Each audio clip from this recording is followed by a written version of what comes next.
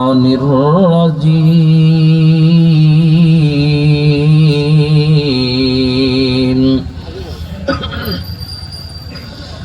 بسم الله الرحمن الرحيم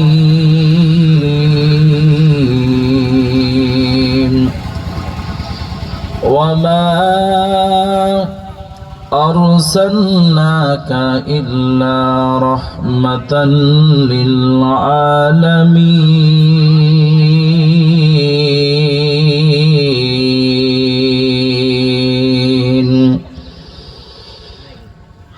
الآية. وقال رسول الله صلى الله عليه وسلم يخرج من النار من قال لا إله إلا الله وفي قلبه وزن شعيرة من الإيمان. رواه البخاري. أو كما قال النبي عليه الصلاة والسلام. صدق الله مولانا العظيم وصدق رسوله النبي الكريم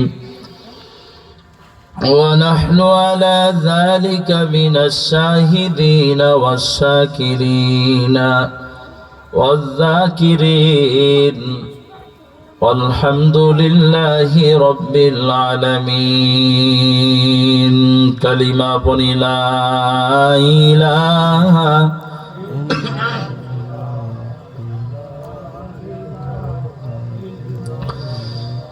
জবান ছেড়ে জিকির করি লা ইলাহা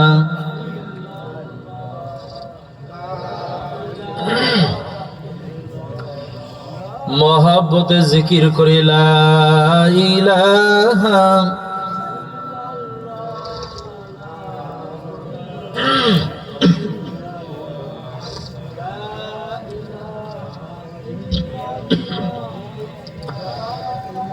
আলা ইয়া সাকিনাল কসরিল মুআল্লা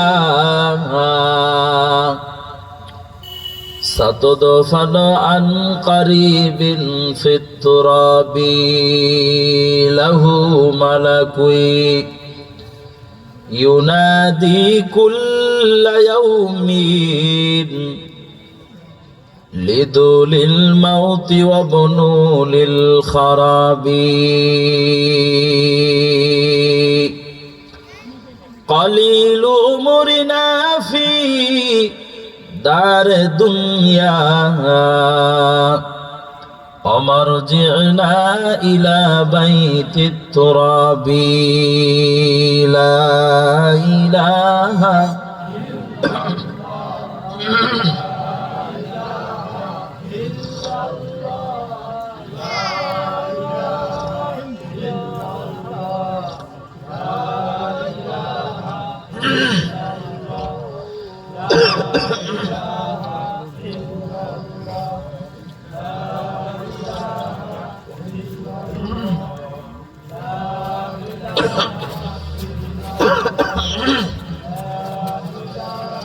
জবান ছেড়ে জিকির করি লা ইলাহা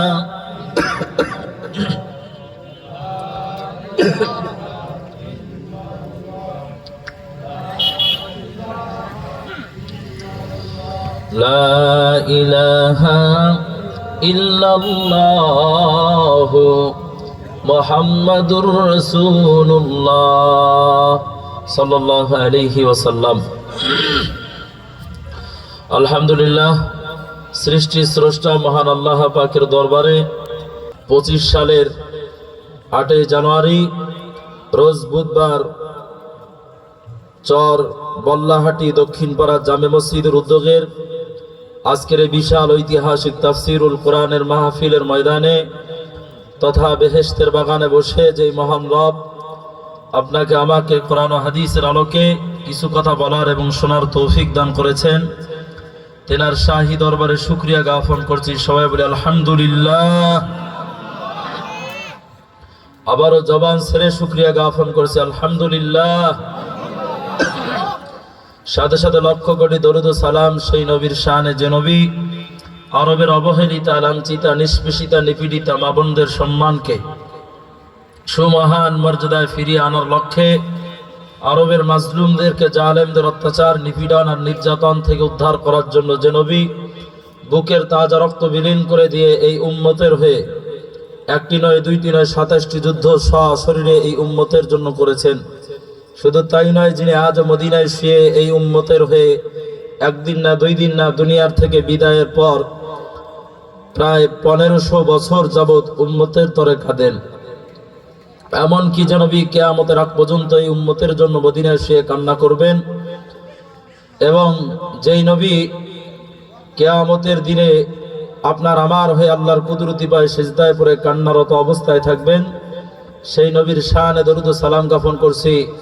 সবাই এতিম উম্মত হিসাবে নবীজির শানে অন্তর উজাড় করে মহব্বতের সহিত নবীজির শানে দরুদ ও সালাম জ্ঞাপন করছি। সবাই বলি সাল্লাল্লাহু আলাইহি ওয়াসাল্লাম।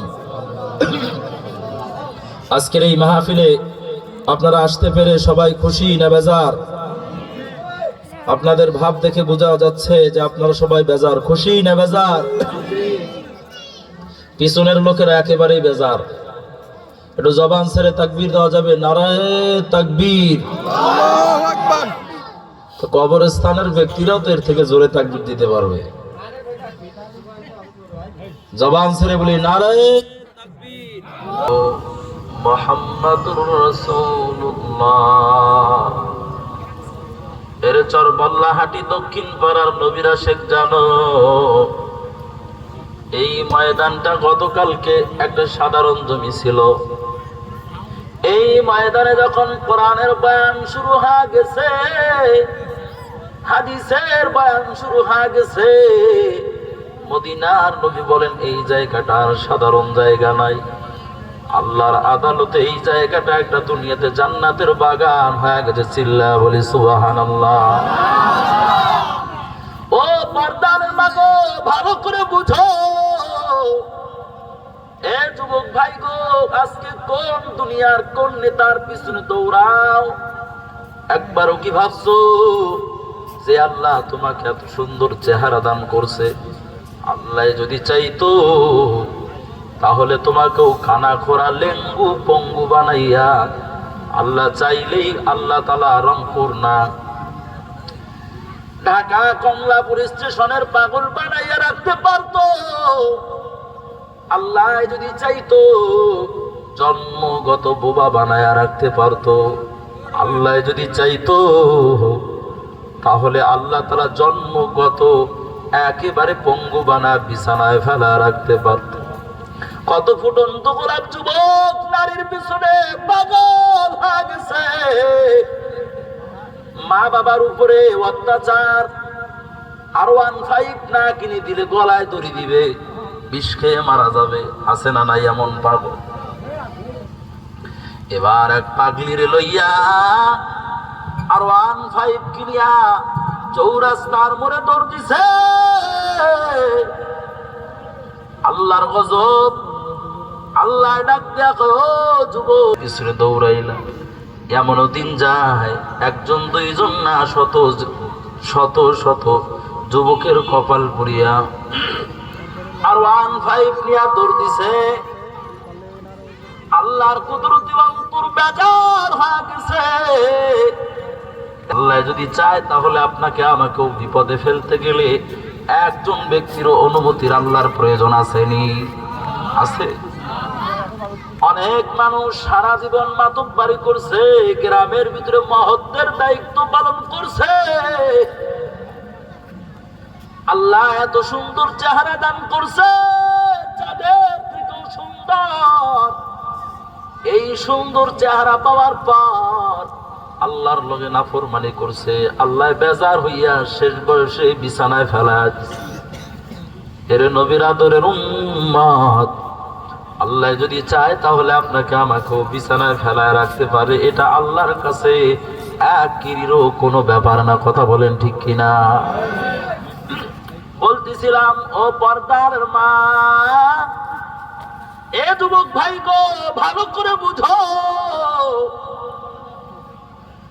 এই ময়দানটা গতকাল ছিল সাধারণ একটা মাটি। এই ময়দানে যখন কোরআনের বয়ান শুরু হয়ে গেছে, হাদিসের বয়ান শুরু হয়ে গেছে, আল্লাহ তাআলা ডাক দিয়া বলে, এই জমিনটার সাধারণ জমিন নাই, আমি আল্লাহ এই জমিনটাকে জান্নাতের বাগান হিসাবে কবুল করে নিলাম। কদরে কুদরত দারি বড় কামাল, আনতা রব্বি আনতা হাসবি জুল জালাল তুহি কাদের, জলিলুল্লাহ জাহাদার বহর হালে তুহি মেরা নিগাহদার। এরে যুবক ভাই, কোন রাজা বাদশার জন্য আজকে পাগল? দুনিয়া কার পিছনে তুমি দৌড়াও? এমপি মন্ত্রীরা, আর্মি পুলিশ বিডিআর সাহিত্যিক আর সাংবাদিকের পিছনে দৌড়ায় কোনো লাভ হবে না। এই যে চর বল্লামারি দক্ষিণ পাড়া মসজিদ সংলগ্ন এই মাহফিলের ময়দান তথা বেহেশতের ময়দানের দিকে যদি প্রথম কদম বাড়ির দরওয়াজার থেকে রওনা করার জন্য প্রথম কদম যদি মাহফিলের ময়দানের দিকে রওনা করো, আমি দিনাজপুরের মুফতি আতাউল্লাহ আল হাবিবের বাবার বানানো কোনো কিচ্ছা না। আল্লাহ তোমার প্রতি এত সন্তুষ্ট, প্রথম কদম উঠিয়া দ্বিতীয় কদম উঠানোর আগে আল্লাহ তাআলা পিছনের সব সগীরা গুনাহগুলো মাফ করে দেয়।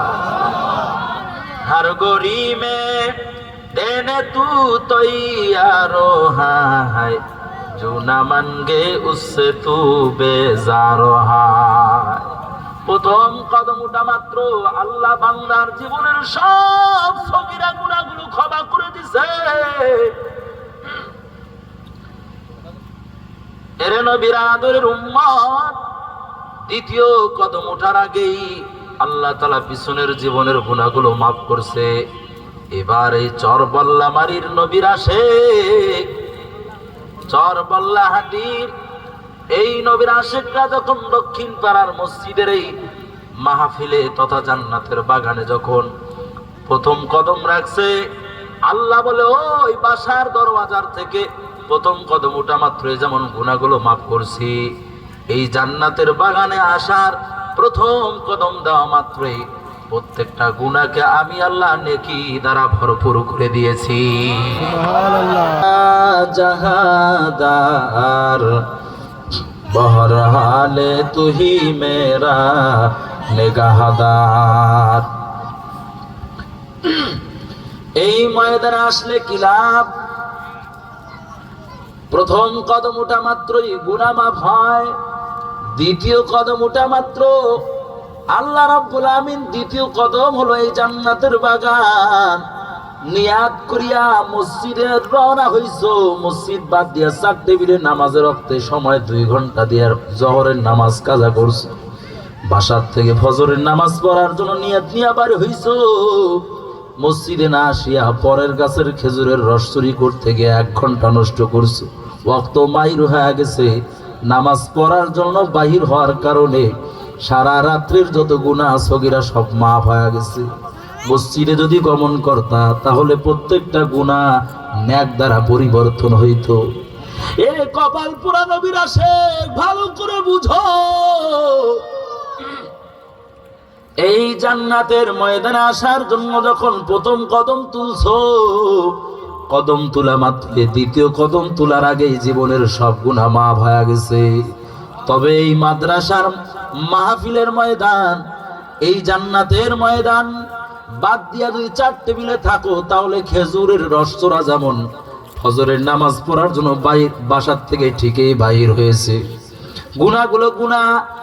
গুনাহগুলো মাফ হয়েছে ঠিক আছে, কিন্তু মসজিদে না আসিয়া খেজুরের রস চুরি করতে গিয়া যেমন তার উপরে নামাজ কাজার শাস্তি চলে আসছে, ঠিক তেমনি ভাবে মাহফিলের ময়দান বাদ দিয়ে যদি ওই চার টেবিলে আর যদি দোকানপাটে আড্ডা দাও, তুমিও খেজুরের রস চুরি করার থেকে আর বেশি ভালো কোনো মানুষের কাতারে থাকতে পারো না। এই কথা বলেন ঠিক কিনা? খেজুরের রস চোরাও যেমন চোর, সেও যেমন কপাল পোড়া। তোমারও গুনাহগুলো মাফ হয়েছে প্রথম কদম ওঠা মাত্রই। তবে যদি এই মাহফিলের ময়দান তথা জান্নাতের বাগানে যদি কদম রাখতে পারতা, তাহলে তোমার প্রত্যেকটা গুনাহকে নেকি দ্বারা পরিবর্তন করে দিত যিনি, তেনার নাম হলো আল্লাহ। জোরে বলেন ঠিক কিনা?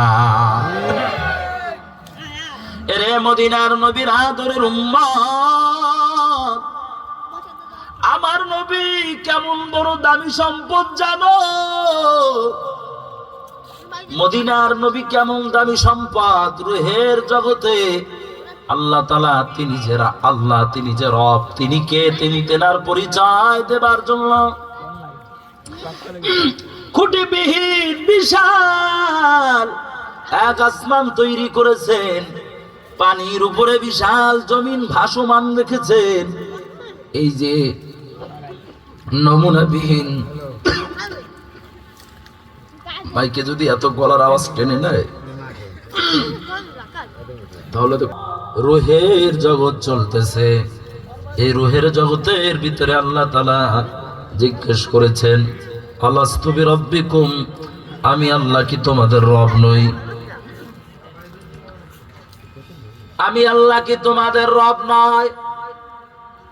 আপনি আমি সহ গোটা দুনিয়া, এহকাল পরকালের যাদের আগমন, আসমান জমিন সাগর পর্বতমালা জলে গর্থে যত মাখলুক আছে, আমরা যেগুলো জানি বা না জানি, সব মাখলুকের রূহ সেখানে। সেই রুহের জগতের ভিতরে আল্লাহ জিজ্ঞেস করেছিলেন, আলাস্তু বিরাব্বিকুম, আমি আল্লাহ কি তোমাদের রব নই? সব রূহ চুপচাপ, কারো জবান থেকে কোনো জবাব নাই। এমন সময় মদিনার নবীর রূহ চিৎকার মেরে সাক্ষ্য দিয়েছেন যে হ্যাঁ, আপনি আমাদের রব। আরবিতে কলা শব্দের অর্থ একজন যদি সাক্ষ্য দেয় তাহলে কলা ব্যবহার করা হয়, অথচ কোরআনে উল্লেখ আছে কলু বালা।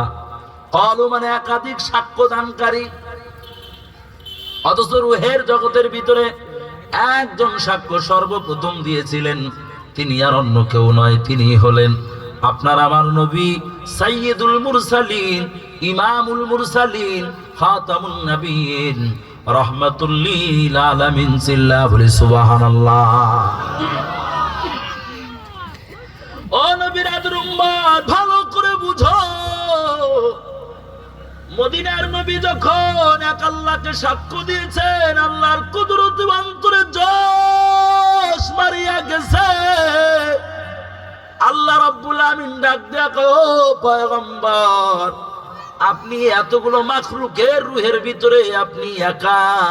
আমি আল্লাহকে কোনো নমুনাবিহীন, প্রমাণবিহীন, প্রমাণ আমি যে আল্লাহ, আমার কি শক্তি আছে, কোন প্রমাণ ব্যতি রেখে আপনি যখন আমি আল্লাহকে আল্লাহ বলে মেনে নিয়েছেন, আমি আল্লাহ আপনার একজনের সাক্ষীকেই গোটা সৃষ্টি জগতের সকল মাখলুকাতের সাক্ষ্য হিসাবে আমি আল্লাহ কবুল করে নিলাম। ইমামুল আউয়ালিন আল আখিরিন, বহরে সদকা রহমাতুল লিল আলামিন, শুধু ওজুদাস রহমাতুল লিল আলামিন, মসজিদে ইউশুদ হামারো এ জমিন। মদিনার নবী কেমন দামি জানার দরকার আছে না নাই? পিছনের লোকে আওয়াজ দেন, আছে? মাইকওয়ালা ভাই একটু কষ্ট করে বাইরের সাউন্ড গুলো বাড়ান, ইনশাআল্লাহ আমি অল্প সময় আলোচনা করব আপনার আমার নবী কত হাই র্যাঙ্কের উপরে আছেন, জানার দরকার আছে না নাই? পিছনের লোকে আওয়াজ দেন, জানার দরকার আছে? চলতেছে রুহের জগৎ। মদিনার নবী একা সাক্ষ্য দিলেন, হ্যাঁ আপনি আমাদের রব। আল্লাহর কুদরত অন্তরে জোশ মারিয়া গেছে। আল্লাহ ডাক দেখো, রুহের জগতের সমস্ত রুহ সাক্ষী থাকো, আমি আল্লাহ তোমরা যদি সবাই বলতা কলু বালা, যেই শব্দটা ব্যবহার করতাম নবী মোহাম্মদ একা বলাতেই আমি আল্লাহ কোরআনে সেই শব্দটা আমি তোমাদের জন্য কবুল করে নিলাম। এবার বাকি আমরা 1,24,000 নবী রাসূল দুনিয়াতে আসছেন, আদম নবীর থেকে শুরু করি ঈসা নবীর রূহ পর্যন্ত আল্লাহর কুদরতি দরবারে গিয়া হাজির। তাদের অন্তরের ভিতরে দুঃখ। প্রথমবার যখন নবীজি আল্লাহকে স্বীকার করলেন, আল্লাহ সর্বপ্রথম যেই দরবার যেই চেয়ার দান করলেন, আল্লাহ ডাক দিয়া বলে, পয়গম্বর আপনি আমাকে কোনো নমুনাবিহীন, দলিলবিহীন, প্রমাণবিহীন এক বাক্যে আমি আল্লাহকে স্বীকার করার কারণে আমি আল্লাহ আজকে এত খুশি। আমি আল্লাহর পরে চিরস্থায়ী যে চেয়ারটা হবে সেই চেয়ারটা আমি আপনাকে দান করে দিলাম। চিল্লা বলি সুবহানাল্লাহ। जहां तक है रबूबियत खुदा की, वहां तक है नबूबियत मुस्तफा की। আমার আল্লাহ ডাক দিয়া কয়, আমি আল্লাহর যেমন ক্ষমতা চিরস্থায়ী, আমি আল্লাহ নবীর প্রতি এত সন্তুষ্ট, আমি আল্লাহর রবুবিয়াত, আমি আল্লাহর খোদা যেদিন থেকে, খোদাই যেদিন থেকে শুরু, আমি আখরি জামানার নবীর নবুয়ত সেদিন থেকে কবুল করে নিলাম। চিল্লা বলে আল্লাহু আকবার। মদিনার নবী আল্লাহর রবুবিয়াত, আল্লাহর স্রষ্টাত্ব, খোদাই যেদিন থেকে শুরু, আল্লাহ রাব্বুল আমিন ডাক দেয়া কয়, ও পয়গম্বর আমি আল্লাহ আপনার উপরে আজকে রুহের জগতে এত সন্তুষ্ট হয়ে গেছি যে আমি আল্লাহকে, আমার ক্ষমতা আপনি এখনো দেখেন নাই। আমি যে পানির উপরে ভাসমান রাখছি দুনিয়া, এটা আপনি দেখেন নাই। খুঁটিবিহীন বিশাল আসমানকে আমি আল্লাহ আকাশ বানিয়ে রেখেছি। কোনো কিছুই না দেখার পরেও আমি আল্লাহকে আল্লাহ বলে মানার কারণে, আমি আল্লাহর রবুবিয়াতের দরজা যেখান থেকে শুরু, আমি আল্লাহর খোদাই পাওয়ার যেখান থেকে শুরু, আমি আল্লাহ সেখান থেকে আপনার নবুয়তের পাওয়ার দান করে দিলাম। শুধুমাত্র তাই নয়, ও পয়গম্বর আমি আল্লাহ যেমন চিরস্থায়ী, আমি আল্লাহর স্রষ্টাত্বের ক্ষমতা 25 সাল আসলে ধ্বংস হবে এমন কোন খবর আসেনি? আছে? আমগো বাংলাদেশে কত আম্মা জান 40-41 সাল পর্যন্ত আম্মা জানের ক্ষমতার জন্য পাগল পারা ছিল। আম্মা জানের ক্ষমতা 24 সালের 5 আগস্টে ধ্বংস হয়েছে। আমাদের আল্লাহর এমন কোন সাল আছে যেই সাল আসলে 5 আগস্টে আল্লাহর ক্ষমতা ধ্বংস হবে, এমন কোন সাল দুনিয়ায় আসবেনি? কথা বলেন না কেন? আম্মা জানে হুঙ্কার দিত, আমার থেকে আর কেউ বড় নাই। 41 সাল পর্যন্ত ডিজিটাল এই দুনিয়ার মালিক এই হুঙ্কার দিয়া কিছুদিন যাবত এমন একটা নজির দেখলাম, আম্মা জানের বেল বেজে গেল, লাল বাতি জ্বলে গেল 2024 সালের 5 আগস্টে। ঠিক তেমনি ভাবে আমার আল্লাহ যে দাবি করেন আমার থেকে বড় আর কেউ নাই, আমার থেকে ক্ষমতাশীল আর কেউ নাই, আপনার আমার আল্লাহরও কি এমন কোন সাল আসবে যেই সালের, যেই বছরের 5 আগস্টে আপনার আমার আল্লাহর ক্ষমতা ধ্বংস হবে? এমন কোন সাল দুনিয়ায় আসা সম্ভব নেই। সম্ভব? কষ্ট হচ্ছে আপনাদের? তো তাকবীর দেওয়া যাবে? নারায়ে তাকবীর।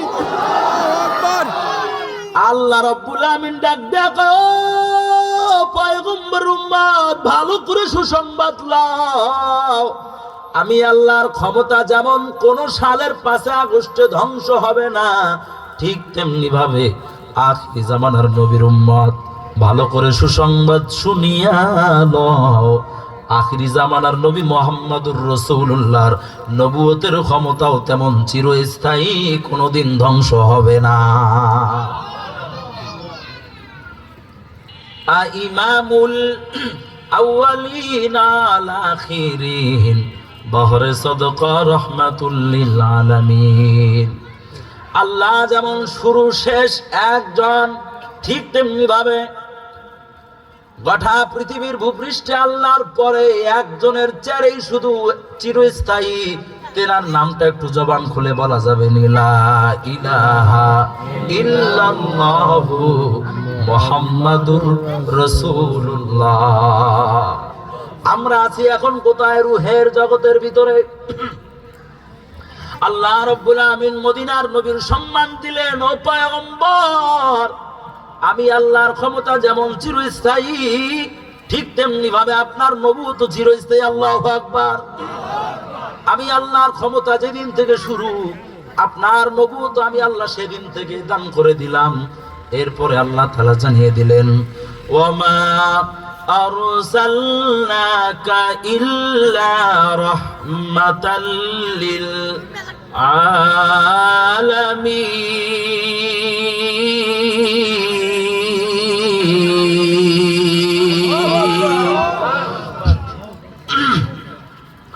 সূরা ফাতিহার শুরুর আয়াতে আল্লাহ জানিয়েছেন, আলহামদুলিল্লাহি রাব্বিল আলামিন।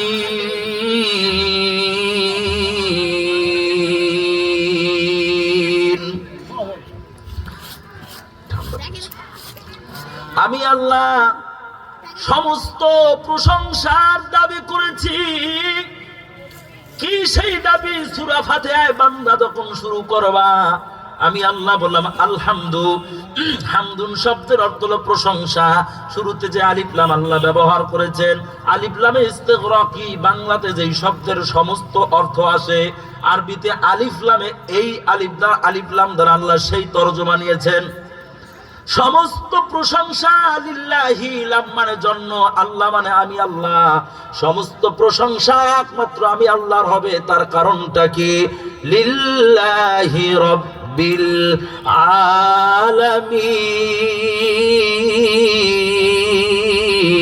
আলামিন। আমি আল্লাহ সকল প্রশংসার দাবি এজন্য করেছি, তার কারণ হলো এহকাল পরকালের একক পালন কর্তা হলাম আমি আল্লাহ। চিল্লায়া বলি আল্লাহু আকবার। এই জমিনে এবং পরকালের জমিনে একমাত্র ক্ষমতার মালিকের নাম হলো আল্লাহ। কোন সন্দেহ আসেনি? আল্লাহ রাব্বুল আমিন ডাক দেয়, ও পয়গম্বর, এহকাল পরকালের একমাত্র পালন কর্তারা হলাম আমি আল্লাহ। আর এহকাল পরকালের একমাত্র রহমত হলেন আপনি, আখিরি জামানার নবী মুহাম্মাদুর রাসূলুল্লাহ। এজন্য আল্লাহ বলেছেন, যদি তোমরা কেউ আমি আল্লাহর গোলামি করতে চাও, আমি আল্লাহর লগে যদি কেউ মহাব্বত করতে চাও, আমি আল্লাহ তোমার গুনাহ মাফ করব, আমি আল্লাহ তোমার গুনাহগুলোকে নেক বানায় দিব। এমন যদি কেউ চাও, তাহলে আমি আল্লাহর পক্ষ থেকে প্রস্তাব, মদিনার নবীর শরীয়ত মেনে নাও। মদিনার নবীর শরীয়ত যদি মানতে পারো, মদিনার নবীর আদর্শ যদি মানতে পারো, আমি আল্লাহ সূরা আলে ইমরানে ওয়াদা দিলাম, কুল ইন কুনতুম তুহিব্বুনাল্লাহ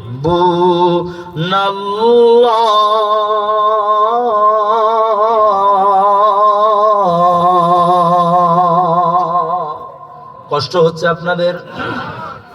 এই আয়াতে আল্লাহ জানিয়েছেন, ইন কুনতুম তুহিব্বুনাল্লাহ। ও চর বল্লার হাটির মুসলমান ইমানদার, আপনারা সবাইকে আল্লাহর লগে মহব্বত তৈরি করতে চান কিনা? পিছনের লোকের বুঝে আশা নাই? আছে? আল্লাহ বলে, যদি আমার দলে যদি থাকতে চাও, আমি আল্লাহর পক্ষ থেকে একজন মন্ত্রী আছে, আমার দলে যদি ভোট দিতে চাও, তাহলে মন্ত্রীর নাম আমি আল্লাহ আজকে রুহের জগতের ভিতরে জানায় দিতে চাই। আল্লাহ রুহের জগতের ভিতরে আল্লাহর পরে দুনিয়ার ভূপৃষ্ঠে আল্লাহর পক্ষের দলের লোক কাকে বানিয়েছেন, কাকে আল্লাহর পরের চেয়ার দান করেছেন, কতটুকু শক্তি দিয়ে দুনিয়ার জমিনে তাকে পদার্পণ করিয়েছেন, এই ব্যাপারে আমাদের আলোচনা আজকের।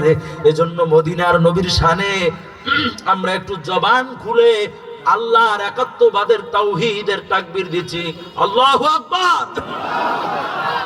মদিনার নবী কেমন দামি, এই বিষয়টা বোঝানোর জন্য আল্লাহ তাআলা রূহের জগতের ভিতর থেকে আমরা একটু ঘুরে আসি। মদিনার নবীকে আল্লাহর পরে সম্মানের চেয়ার যখন আল্লাহ দান করলেন, বাকি 1,24,000 নবী রাসূলের রূহগান রূহের জগতের ভিতরে আল্লাহর কুদরতি পায়ে গিয়া দরখাস্ত জানায়, ও দয়ার মালিক, আপনি যাকে আজকে আপনার পরে সম্মানের চেয়ার দান করছেন, ও দয়ার আল্লাহ গো, আমরা আজকে হতভাগা হয়ে গেলাম। যদি বলা হতো চর বল্লাহাটির এই মাহফিলের ময়দানে যদি কেউ ফজরের নামাজ প্রথমে এসে এই মসজিদে কেউ আদায় করতে পারে, আজকে যদি আমার পক্ষ থেকে ধরে নেন, আমি দিনাজপুরের মুফতি আতাউল্লাহ হাবিব সাহেব ঘোষণা করে দিলাম, আগামীকাল চর বল্লাহাটি এই জামে মসজিদে যদি কেউ সর্বপ্রথম ফজরের নামাজে আসতে পারে, তাহলে তাকে 5 কোটি টাকা উপহার দেওয়া হবে। তাহলে ফজরের নামাজের আগেই কি 1-2 জন লোক পাওয়া যাবে, নাকি পুরা গ্রাম ভেঙে আসবে?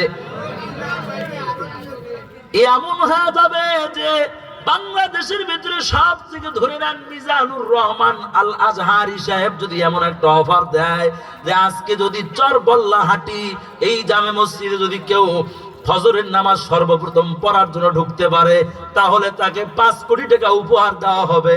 দেখা যাবে শুধু চর বল্লার হাটির নবীর আশেকরা নয়, পুরা খুলনার কিছু পাগলও এখানে চলে আসবে। কথা বলেন ঠিক কি না?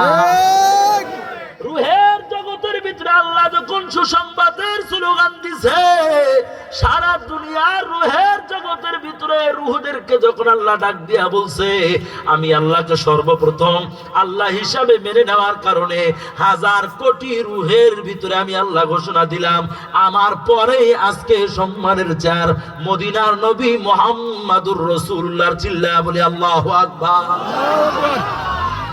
এই যে ধরে নেন ডক্টর মিজানুর রহমান আল আজহারি সাহেব যদি আগামীকাল ফজরের নামাজের যদি প্রথম ব্যক্তিকে 5 কোটি টাকার উপহার দেওয়ার যদি স্লোগান দেয়, যদি এলান করে দেয়, ঘোষণা দেয়, লোকের যেমন অভাব হবে না, ঠিক তেমনি ভাবে আল্লাহর পরে চিরস্থায়ী চেয়ার যখন ঘোষণা হয়ে গেছে, বাকি আমরা যাদেরকে 1,24,000 নবী রাসূল হিসাবে চিনি, তারা মদিনার নবীর উম্মত হওয়ার জন্য সর্বপ্রথম আল্লাহর দরবারে প্রস্তাব নিয়ে গেছে।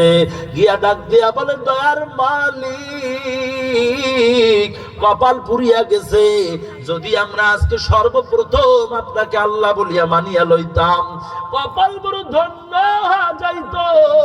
যেই ব্যক্তি, যেই রূহ আপনাকে তুলনাবিহীন, কোন প্রকার প্রমাণবিহীন যেই রূহ আপনাকে এক আল্লাহ বলিয়া মানিয়া নিছে, আমরা সর্বপ্রথমেই 1,24,000 রূহ ওই নবীর উম্মত হয়ে তার নবুয়তের সাক্ষ্য দান করতে চাই। চিল্লা বলি সুবহানাল্লাহ। 1,24,000 রূহ যখন রূহের জগতের ভিতরে মদিনার নবীর নবুয়ত স্বীকার করছে, আল্লাহ ডাক দিয়া কয়ে 1,24,000 রূহকেও আমি আল্লাহ আমার পরে যাকে আজকে আমি যার দান করছি মদিনার নবী নামে মুহাম্মদকে, আমি আল্লাহ সেই নবীর উম্মত যারা সর্বপ্রথম হয়েছে, আমি আল্লাহ তাদেরকে সাধারণ কোন রূহের ভিতরে রাখলাম না। এই 1,24,000 নবী রাসূল যাদেরকে আমরা চিনি, এই 1,24,000 নবীকে আল্লাহ তাআলা সাধারণ কোন মানুষ আর কোন মাখলুকাত বানাইয়া দুনিয়াতে পাঠায় নাই। এই 1,24,000 নবীর রূহকে আল্লাহ তাআলা ওই রূহের জগতের ভিতরে মদিনার নবীর নবুয়ত গ্রহণ করার কারণে দুনিয়ার জমিনে নবী রাসূল বানায়া পাঠায় দিয়েছেন। চিল্লা বলি সুবহানাল্লাহ। ও চরবল্লার হাটির নবীর আশেক, ওই নবীর নবুয়ত স্বীকার করি আমরা যারা এই ময়দানে আসছি, আমাদের পক্ষেও কিছু অবদান আল্লাহর রাখার দরকার আছে না নাই? কি মনে করেন, আছে না নাই? অথচ কিছু কপাল পোড়া মাঝে মাঝে মিস কল দেয়, আমগো নবীর বিরুদ্ধে বিভিন্ন নাস্তিক স্লোগান দেয়, আমগো নবীর চরিত্র নিয়ে কথা কয়, আমগো ধর্ম নিয়ে কথা কয়। মুসলমান ইমানদার দুঃখ, আজকে বাংলাদেশে যদি আলেম ওলামা এক প্ল্যাটফর্মে আসতো, খোদার কসম বাংলার জমিনে যে সময়টা চলতেছে, আগামী 500 বছরের ভিতরে বাংলাদেশের ভিতরে কোন নাস্তিক বাংলাদেশের ভিতরে জন্ম নেওয়ারও সাহস পেত না। কথা বলেন ঠিক কিনা? ও মুসলমান ইমানদার দুঃখ, 200 দিন এক প্লেটে খাবার খাইতে পারে এমনও দৃশ্য বাংলাদেশে দেখা যেতে পারে, কিন্তু আলেম ওলামা আজকে এমন হয়ে গেছে পীরের দরবারের মতো চেয়ারে বসিয়াও আলেম ওলামা নবীর বিপক্ষে যখন নাস্তিকরা স্লোগান দেয়, এক দরবারের পীর যদি নবীর পক্ষ লইয়া যদি নাস্তিকের বিরুদ্ধে বলে, ও মুসলমান ইমানদার দুঃখ, অপর দলের পীর একসাথে না গিয়া তাদের দলের আলাদা ব্যানার বানাইয়া নবীর পক্ষে আলাদা ভাবে স্লোগান দিতে চায়।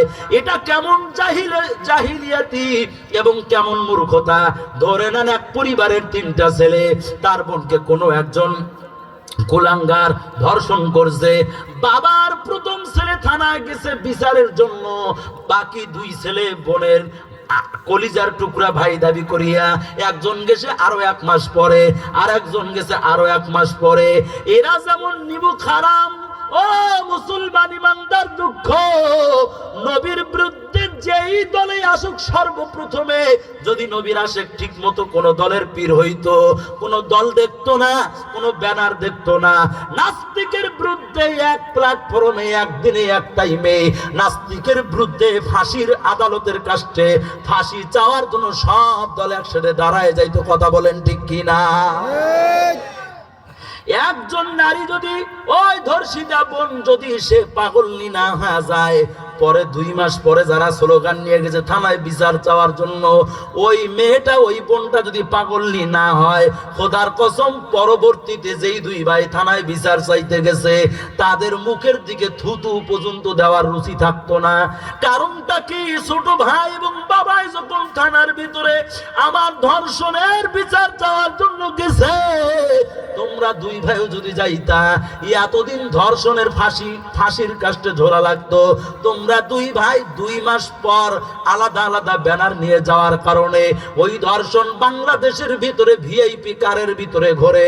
ও মুসলমান ইমানদার দুঃখ, আজকে যখন বাংলাদেশের ভিতরে ওই ছোট ভাই এবং বাবার মতো 2 দল বা 1 দল স্লোগান নিয়ে নাস্তিকের বিরুদ্ধে ময়দানে নামে, হতভাগা কপাল পুরা কুলাঙ্গার ভাইদের মতো বাকি আর অন্য দলগুলো আলাদা ডেট দিয়ে আলাদা ব্যানার দিয়ে ওই নাস্তিকের বিরুদ্ধে বিচার চাওয়ার কারণেই, এই দুর্বলতার কারণে আজকে হাজারো পরিবারে হাজারো দেশের ভিতরে নাস্তিকরা নবীর বিরুদ্ধে কথা বলার সুযোগ পায়। কথা বলেন ঠিক কিনা?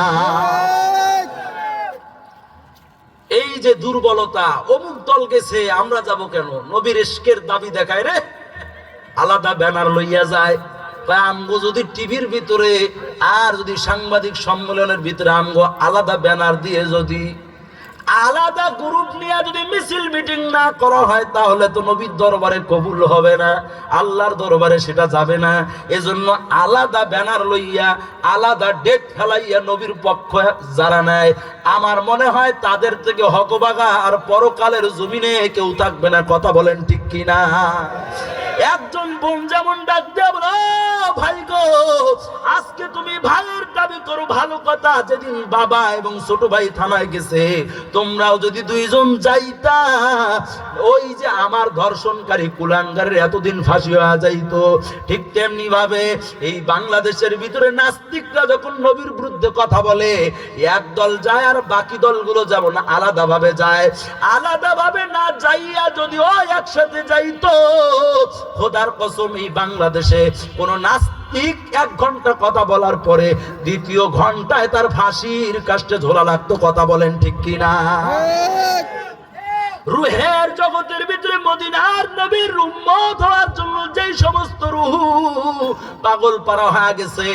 আল্লাহ রাব্বুল আমিন ডাক দিয়া বলে, ও রূহেরা ভালো করে শোনো, যেই রূহ সর্বপ্রথম আমি আল্লাহকে আল্লাহ বলিয়া স্বীকার করছে, তার নবুয়ত স্বীকার করার কারণে আমি আল্লাহ এই 1,24,000-এর কম বেশি রূহকেও আমি আল্লাহ নবুয়ত দান করে দিলাম। চিল্লা বলি সুবহানাল্লাহ।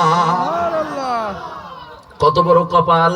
এই 1,24,000 নবী রাসূলকে আল্লাহ তাআলা কি দান করেছেন?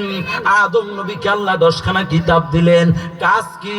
10খানা কিতাবের ভিতরে উল্লেখ আছে রূহের জগতের ভিতরে সর্বপ্রথম কে আল্লাহর স্রষ্টাত্ব গ্রহণ করেছেন। এরপরে কি ঘটনা ঘটেছে? 10খান কিতাবের ভিতরে আদম নবী একদিন দুই দিন না শত শত বছর যাবত প্রচার করলেন। আদম নবীর পরে ইব্রাহিম আলাইহিস সালাম একদিন দুই দিন না লম্বা সময় তেনাকেও আল্লাহ 10খানা কিতাব দিলেন, আসমানি কিতাব। আমাদের যেমন পোস্টারিং হয়েছে, লাইটিং হয়েছে, এক সপ্তাহ যাবত যেমন পোস্টারিং হয়েছে, লাইটিং হয়েছে। ও চরবল্লার হাটির নবীর আশিক শোনো, আল্লাহর একাত্মবাদের কথা বলার জন্য শেষ জামানায় মদিনার নবী একজন আল্লাহর পক্ষে এক ধর্মের কথা বলতে আসবেন। এর জন্য আল্লাহ একজন দুইজন বক্তা না, পৃথিবীর ভূপৃষ্ঠে 1,24,000 বক্তা দ্বারা একদিন দুই দিন দ্বারা মাহফিল করে নাই। ইতিহাসবিদগণের ভিতরে আল বিদায়া ওয়ান নিহায়া তাফসীর ইবনে কাসিরের লেখক লিখেছেন, মদিনার নবী বক্তা হিসাবে নবুয়ত পাওয়ার আগে 1,24,000 নবী রাসূল দিয়ে এই জমিনের ভিতরে 103খানা কিতাব আল্লাহ পোস্টারিং হিসাবে ব্যবহার করে একদিন দুই দিন বয়ান করায় নাই। কমপক্ষে 650,000 কোটি বছর এই জমিনে বয়ান চলেছে মদিনার নবী। সুবহানাল্লাহ বলা গেল না? নারায়ে তাকবীর, আল্লাহু আকবার। আদম নবীকে আল্লাহ বয়ান করার জন্য 10খানা কিতাব দিয়েছেন। ইব্রাহিম নবীকে আল্লাহ 10খানা কিতাব দিয়েছেন। ইদ্রিস আলাইহিস সালামকে আল্লাহ 30খানা কিতাব দিয়েছেন। 20 10 10 20 আর 30 50খানা কিতাব হয়ে গেছে। শীষ আলাইহিস সালামকে আল্লাহ তাআলা একাধারে 50খানা কিতাব দিয়েছেন। শীষ আলাইহিস সালাম আমরা সাধারণত বয়ান করি 2 ঘন্টা, 2.5 ঘন্টা, 3 ঘন্টা। শীষ আলাইহিস সালাম 50খানা কিতাব মদিনার নবী কেমন হবেন, তেনার কি পাওয়ার হবে, তিনি কোন ক্ষমতা পাবেন, তেনার চরিত্র কেমন হবে, উম্মতের পাগল নবীর বয়ান 1 ঘন্টা 2 ঘন্টা নয়, 50খানা কিতাব দ্বারা মদিনার নবীর বয়ান শীষ আলাইহিস সালাম 2750 বছর যাবত জমিনের মধ্যে প্রচার করেছেন। চিল্লা বলি সুবহানাল্লাহ। আজকে সেই নবীর বয়ান বাদ দিয়া মাহফিলে উঠেই অমুক ভালো না, অমুক ভালো না, অমুক কাফের, অমুক মুরতাদ, অমুক নাস্তিক, আমি এত ভালো, আমার থেকে আর ভালো কেউ নাই, এই শয়তানি বাদ দিয়া মদিনার নবীর প্রশংসা যেমন আদম নবী, ইব্রাহিম নবী, শীষ আলাইহিস সালাম যদি 2750 বছর যাবত মদিনার নবীকে তিনি কার কথা বলবেন? শীষ আলাইহিস সালাম যদি বলতে পারে, আমগো মতো হুজুর আল্লাহ এবং আল্লাহর রাসূলের বয়ান করার প্রয়োজন আছে না নাই? আছে। তাহলে ইব্রাহিম নবীকে 10খানা কিতাব দিলেন, তিনি কিন্তু এই 10খানা কিতাব বাদ দিয়ে নিজে এমন কোন জিকির এই জাতিকে শিক্ষা দেয় নাই। যেমন আমগো রংপুরের ভিতরে এক জাতের জিকির আছে, জিকিরটা একটু দেখার আশা আসেনি আপনাদের? পিছনের লোকে বলে না আছে? বাংলাদেশে জিকির আছে এই খুটগারা জিকির, আমগো রংপুরে বেশি। আল্লাহর বয়ান নাই, নবীর বয়ান নাই, জিকির শিখায় বাবার জিকির, খুটগারেন এই সব জিকির। ও মুসলমান ইমানদার, দুঃখ ভণ্ড তাহিরির নাম তো আপনাদের জানা আছে, ওই দরবারের জিকির তো আপনারা জানেন। এমন ভাবে কলকি টান মারে ও খোদা, পিছনে যদি কেউ থাকে মারির দাঁত থাকবে না। কথা বলেন ঠিক কিনা?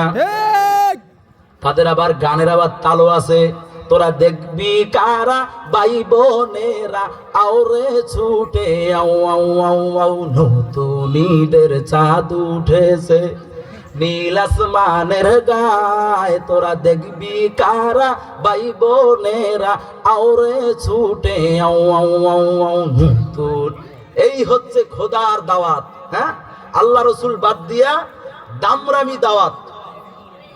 ও মুসলমান ইমানদার, দুঃখ, আদম নবীর থেকে শুরু করে শীষ আলাইহিস সালাম পর্যন্ত 50 আগের আদম নবীকে 10খানা কিতাব, ইব্রাহিম নবীকে 10খানা কিতাব, ইদ্রিস আলাইহিস সালামকে 30খানা কিতাব, 10 10 20, ইদ্রিস আলাইহিস সালাম 30, 50, শীষ আলাইহিস সালাম 50খানা কিতাব দ্বারা 2750 বছর যাবত মদিনার নবীকে বয়ান করলেন। এরপরে শ্রেষ্ঠ 3খানা কিতাব তাওরাত, ইনজিল, জাবুর, এই 3টা কিতাবের নাম আপনাদের শোনা আসেনি? পিছনের লোকে আওয়াজ দেন আছে? তাওরাত কিতাব আল্লাহ মুসা নবীর উপরে তুর পাহাড়ে নাজিল করেছেন। জাবুর কিতাব দাউদ আলাইহিস সালামের উপরে নাজিল করেছেন। ইনজিল কিতাব ঈসা আলাইহিস সালামের উপরে নাজিল করেছেন। এই কিতাবগুলোর ভিতরে একটাই বয়ান, মদিনার নবীর হাত কেমন হবেন, কপাল কেমন হবেন, চুল কেমন হবেন, চোখ কেমন হবেন, বডি কেমন হবেন, সিনা কেমন হবেন, তিনি কোন বংশে জন্মগ্রহণ করবেন, কার কথা বলবেন, এই জমিনে পদার্পণের একটাই মাকসাদ হবে ওনার কি, এই ব্যাপারে তাওরাত, ইনজিল, জাবুরের ভিতরে একমাত্র মদিনার নবীর বয়ান হয়েছে। আজকে আমাদের এই দেশের ভিতরে মদিনার নবীকে, মদিনার নবী কোন মিশন দেওয়ার কারণে হাজার হাজার মাহফিল হয়, কিন্তু মানুষের হেদায়েতের জরিয়া হয়ে আসতে পারে না। কথা বলেন ঠিক কিনা? মদিনার নবীকে আমি সেই আলোচনায় যাচ্ছি, আদম নবীর থেকে শুরু করিয়া ঈসা নবী পর্যন্ত, ঈসা মুসা থেকে শুরু করে এই মাঝখানে 1,24,000 নবী, সবাই এসে একমাত্র আল্লাহর বক্তব্য আর মদিনার নবী আসতেছেন প্রধান বক্তা, এই বয়ানে চলছে।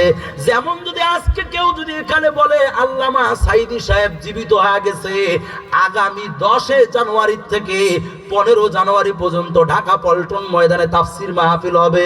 শেষ দিনে আল্লামা মৃত সাইদি বয়ান করবে জীবিত হয়।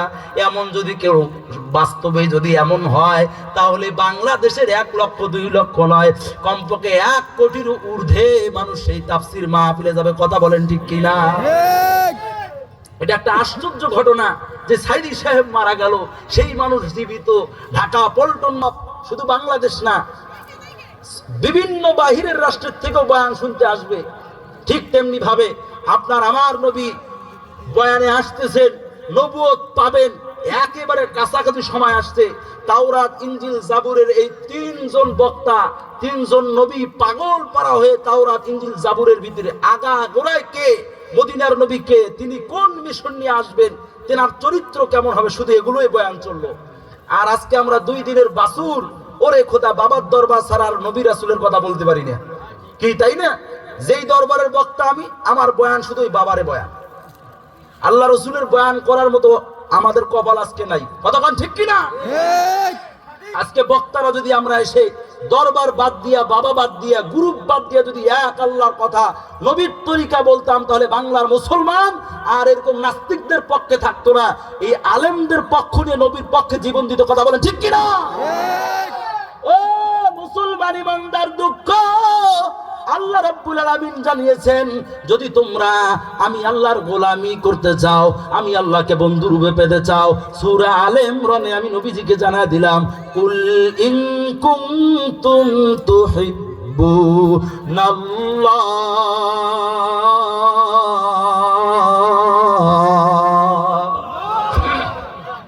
সরবল্লার হাতির নবীর আসে, যদি আল্লাহর সাথে মহব্বত করতে চাও, ইন কুনতুম, যদি তোমরা আমি আল্লাহর লগে মহব্বত করতে চাও, তাহলে আমি আল্লাহর পরামর্শ, আমি আল্লাহর দিক নির্দেশনা, ফাত্তাবিউনি, তোমরা যেন নবী মুহাম্মাদুর রাসূলুল্লাহর আদর্শ মেনে নাও। নবী মুহাম্মাদুর রাসূলুল্লাহ যদি আদর্শ মানতে পারো, আমি আল্লাহ ওয়াদা দিলাম, ইউহিব্বুকুমুল্লাহ, আমি আল্লাহ তোমাদের সাথে বন্ধুত্বের সম্পর্ক গড়ায় নেব। চিল্লা বলি আল্লাহু আকবার। আল্লাহু আকবার। শুধুমাত্র তাই নয়, মদিনার নবীর যদি আদর্শ মানতে পারো, আমি আল্লাহ ওয়াদা দিলাম, ওয়ায়াগফির লাকুম যুনুবাকুম ওয়াল্লাহু গফুরুর রহিম।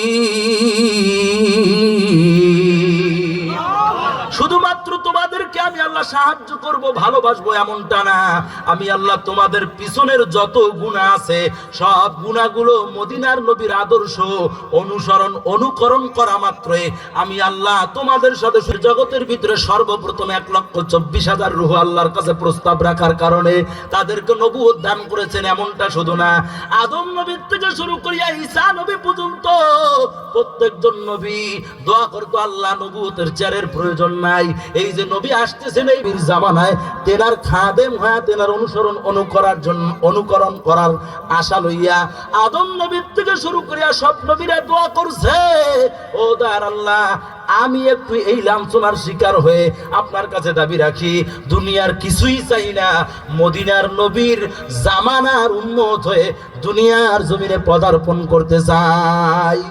ও পয়গম্বর আদর উম্মত, আল্লাহ রাব্বুল আমিন মদিনার নবীকে এত সম্মান দিয়েছেন। আল্লাহ তাআলা শেষ আরেকটা আয়াতের আমি তরজমা বলে শেষ করছি। আল্লাহ তাআলা জানিয়েছেন, ওয়ালাউ আন্নাহুম ইয যালামু আনফুসাহুম জাউকা ফাস্তাগফিরুল্লাহ।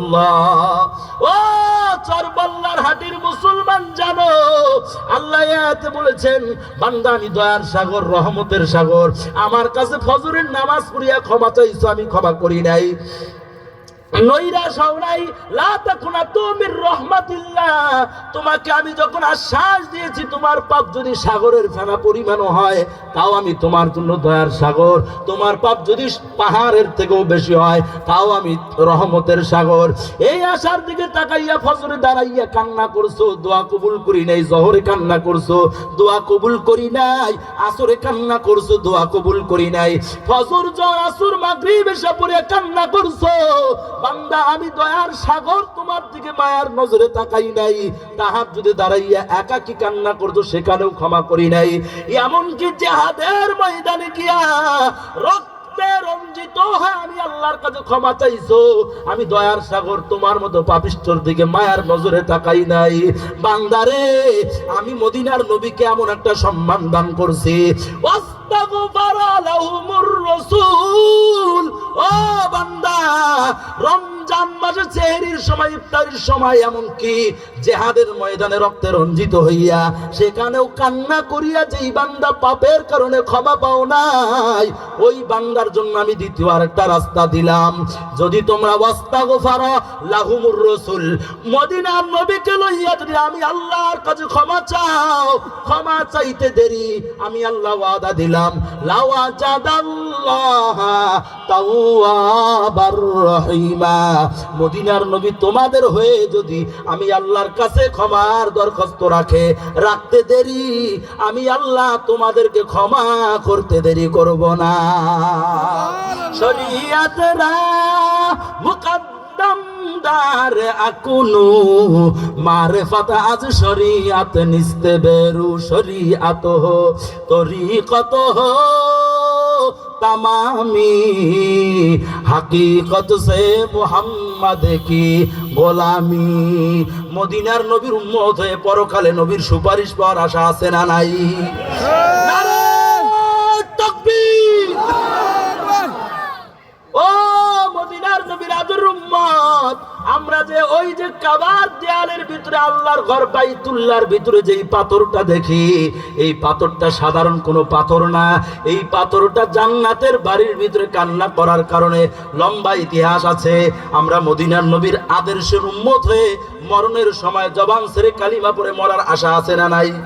আছে। সবাই একটু জবান ছেড়ে বলি, লা ইলাহা ইল্লাল্লাহু মুহাম্মাদুর রাসূলুল্লাহ সাল্লাল্লাহু আলাইহি সাল্লাম। আলহামদুলিল্লাহ, আল্লাহ তাআলা আমাদের সবাইকে মদিনার নবীর আশিক হয়ে, আপনারা হয়তো খেয়াল করেননি, বাইতুল্লাহ আল্লাহর ঘর কাবার দেয়ালের ভিতরে একটা পাথর আছে। এই পাথরটা কিন্তু সাধারণ কোনো নবী রাসূলের দেহও না, কোনো কিতাবও না, কোনো মসজিদ মাদ্রাসা ঘর না, একটা সাধারণ পাথর। কিভাবে আল্লাহর ঘর বাইতুল্লাহ গেছে, ইনশাআল্লাহ আল্লাহ যদি তৌফিক দেয় আগামীতে যদি আল্লাহ কোনোদিন আসার তৌফিক দেয় সেখান থেকে আলোচনা হবে। সময় স্বল্প হওয়ার কারণে আল্লাহ যতটুকু মদিনার নবীর সম্মান নিয়ে কথা বলার তৌফিক দিয়েছেন, আল্লাহর কাছে একটাই দাবি আমরা সবাই রাখি, আল্লাহ যেন আমাদেরকে মদিনার নবীর সুপারিশ নসিব করে। সবাই বলে আমিন। আমি আপনাদের সবার কাছে দোয়া আছে, আপনাদের সবার জন্য দোয়া রেখে এখানে আমার আলোচনা শেষ করছি। ওয়া আখির দাওয়ানা আলহামদুলিল্লাহি রাব্বিল আলামিন। আসসালামু আলাইকুম ওয়া রাহমাতুল্লাহি ওয়া বারাকাতুহু।